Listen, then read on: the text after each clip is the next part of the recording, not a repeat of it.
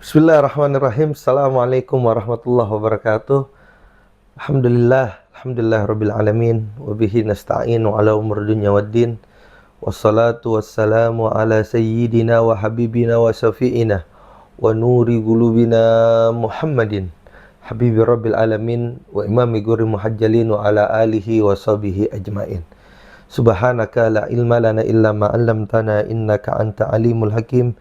Rabbi sahri sadari wa yassiri amri wahlul 'uqdatam min lisani yafqahu qawli. Amma ba'd, penonton yang dimuliakan oleh Allah Subhanahu wa taala. Alhamdulillah ya, kita masih bisa bertemu lagi di dalam kajian kita daripada satu bab sunnah puasa dan sunnah di bulan Ramadan daripada buku kitab Ad-Durusul Ramadaniyah li Ummati Muhammadiyah karya daripada Al-Habib Muhammad bin Abdullah Al-Idrus ya, yang menjelaskan daripada sunnah-sunnah ya, kita udah bahas dari pertemuan-pertemuan yang lalu ya, daripada sunnah-sunnah puasa. Pertama kita bahas tentang sahur, kemudian kedua kita bahas tentang takjilul futur wa takhirus sahur, kemudian ketiga kita bahas ya daripada tentang iftar ala tamar, berbuka dengan korma. Dan insya Allah ini menjadi pertemuan terakhir kita akan membahas ya, sunnah yang berada di bulan Ramadan itu yang mana sepaket ya. Yang mana ini sunnah menjadi paketan di dalam bulan Ramadan ya, karena Allah Subhanahu wa taala ya di dalam sebuah riwayat ya, daripada baginda Rasulullah sallallahu alaihi wasallam ya, yang mana Rasulullah sampaikan riwayat ini dalam khutbahnya di hari terakhir di bulan Sa'ban ya, di hadapan para sahabatnya. Apa yang dikatakan oleh Rasulullah? Bulan Ramadan itu sebagai sahrun ja'alallahu siyamahu faridah wa qiyamal lailihi tatawuan. Bulan di mana Allah Subhanahu wa taala jadikan puasa di siang harinya sebagai kefarduan dan qiyam. Ya. Apa qiyam maknanya? Berdiri. Berdiri apa? Ibadah apa yang berdiri kalau bukan sholat? Ya. Di malam harinya tatawuan sebagai sebuah ketaatan, sebagai sebuah kesunahan. Apa berdiri ya, di malamnya maksudnya? Yaitu sholat tarawih. Pertanyaannya, apa sih yang disebut sholat tarawih? Apakah kita sholat di malam hari sudah dikatakan sebagai sholat tarawih? Belum. Apakah kita berdiri di malam hari aja, berdiri aja gitu disebut sebagai sholat tarawih? Belum. Apa sih sholat tarawih? Di sini di dalam kitab ini katakan ta'rif ya. Pengertian daripada tarawih di dalam syariat itu apa? Hiya salatun nafilah yu'addihal muslimun fi sahri Ramadan. Yaitu salat sunnah yang dilaksanakan orang-orang muslim di bulan Ramadan. Berarti pertama kita bisa dapat pahami nih. Kalau bukan di bulan Ramadan, ya ada orang-orang muslim ngumpul melaksanakan salat sunnah, ya bukan disebut salat tarawih. Syarat pertama, harus berada di bulan Ramadan. Syarat kedua, ba'da salatil isya, setelah sholat isya. Jadi kagak dianggap sebagai sholat tarawih kalau kita ya, walaupun sudah masuk waktu isya, kita belum sholat isya, kita langsung sholat 2 rakaat, dianggap sebagai sholat tarawih? Belum, harus setelah daripada sholat isya. Wahiyya sunnatul mustahabbah, dan itu sholat sebuah kesunahan yang sangat dianjurkan. Wa adadu rakaatiha isruna yusallimu min kulli rakaatin. Jumlahnya yaitu 20 rakaat. Walaupun ada beberapa orang yang memiliki dasar juga mereka ya, salatnya itu adalah 11 rakaat. Yang mana di setiap ya, 2 rakaatnya itu mereka salam. Dan waktunya kapan salat tarawih? Wa waktuha ba'dal isya wa qablal witir. Itu setelah salat isya, arti isya kapan? Ya masuknya waktu salat isya.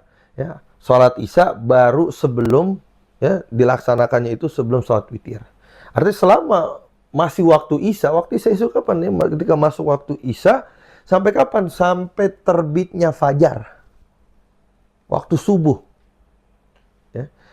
Artinya orang ya, mungkin kita dapati ya, beberapa di antara kita mereka kerja pulang hampir rumah jam 9. Udah nggak dapat salat tarawih di masjid. Apakah masih bisa tarawih? Bisa. Ya, dia sholat isya terlebih dahulu, habis itu sholat tarawih. baru tutup. Ya, yang mana salat witir itu sebagai penutup setiap sholat pada setiap harinya.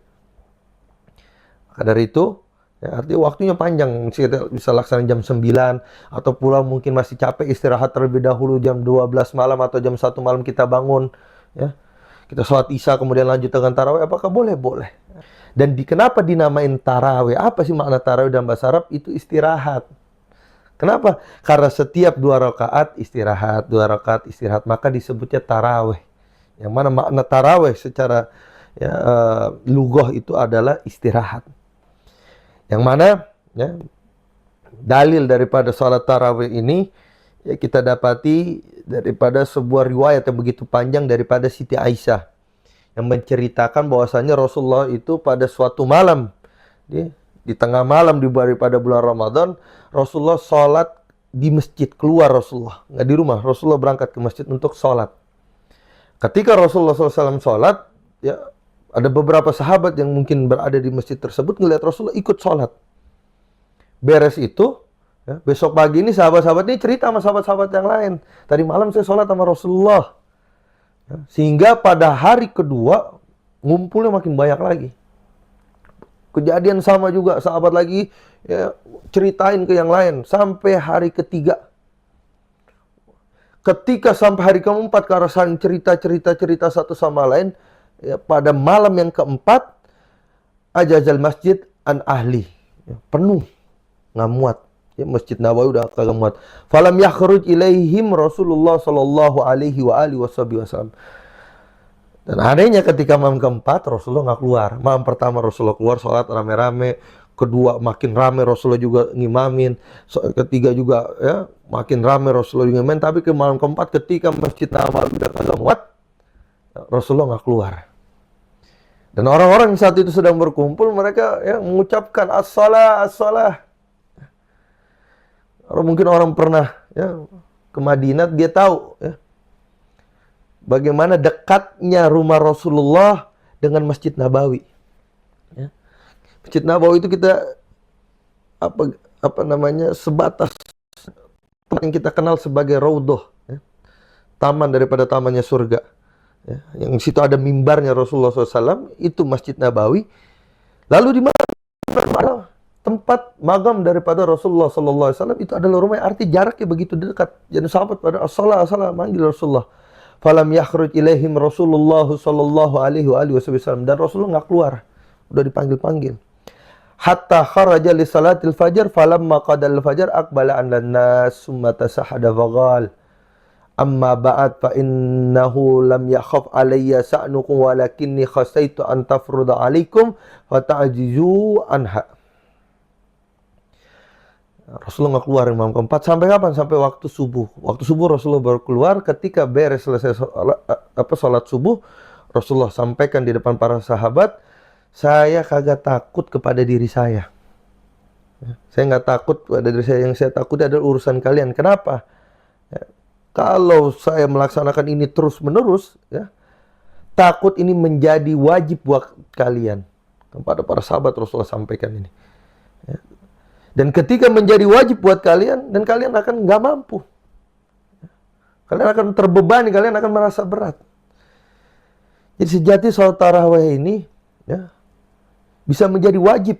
Ya. Kalau Rasulullah terus melakukannya, tetapi Rasulullah punya rasa rahmat, kasih sayang yang luar biasa kepada umatnya. Rasulullah nggak mau ya, membebani umatnya dengan sesuatu yang berat, maka Rasulullah tahan di malam keempat, Rasulullah nggak keluar.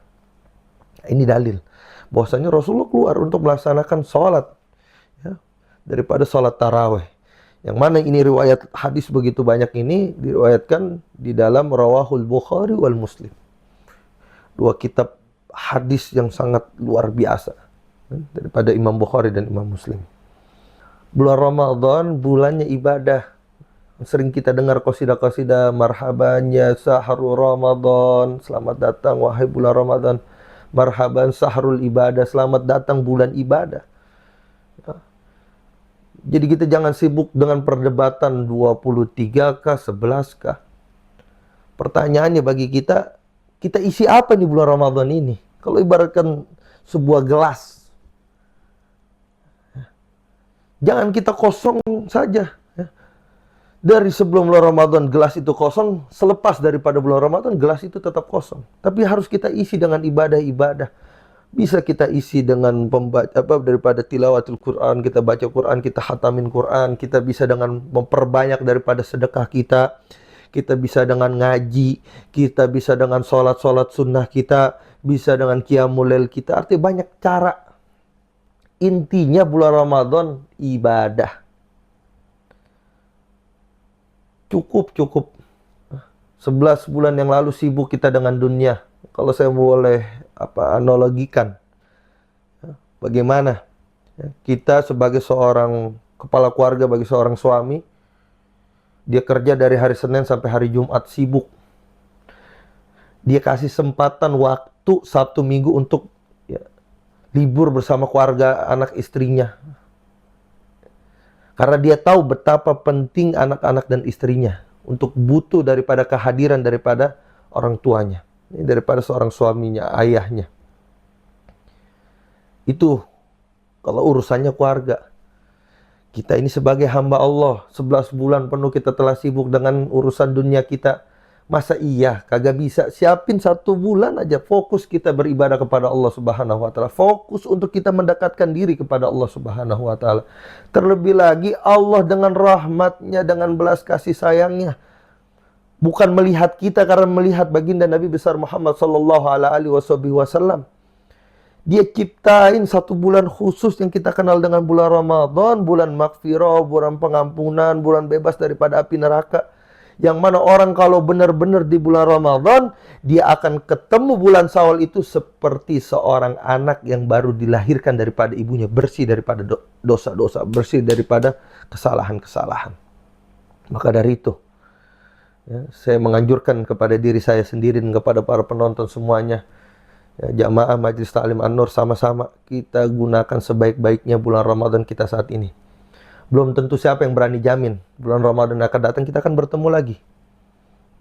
Kita udah baca doa, Allahumma barik lana fi Rajab wa Sa'ban wa balighna Ramadan. Ya Allah, berkahi kami di bulan Rajab, bulan Sa'ban, sampaikanlah kami di bulan Ramadan. Dan kita sehari ini sudah sampai di bulan Ramadan. Apa yang kita akan lakukan di sini? Udah sampai mau ngapain? Jangan jadi orang linglung. Dia mau pergi ke suatu daerah, sampai daerah bingung dia mau ngapain. Jadilah orang yang ngerti, tahu dirinya mau ngapain. Ketika kita sampai bulan Ramadan, kita mau ngapain. Lakukan segala macam kesempatan, karunia, keutamaan yang Allah turunkan di bulan Ramadan. Kalau bisa kita ambil semua. Iktikaf kita bisa ambil. Kita cari Lailatul Qadar. 10 malam terakhir, bukannya kita tambah kendor, melakukan ibadah, tapi tambah semangat. Itu yang harus kita cari di bulan Ramadan. Kita isi sebaik-baiknya. Mudah-mudahan Allah kasih keberkahan buat kita di bulan Ramadan ini. Kita bisa menjalankan puasa kita dengan sebaik-baiknya. Kita bisa jaga daripada puasa kita. Kita bisa jaga daripada ibadah-ibadah kita. Salat 5 waktu kita, salat tarawih kita, salat witir kita, salat qiyamul lail kita, salat tahajud kita. Mungkin tambah daripada salat-salat rawatib kita. Mudah-mudahan ini jadikan Ramadan yang terbaik buat kita. Jadikan bulan Ramadan yang sangat bermanfaat buat diri kita.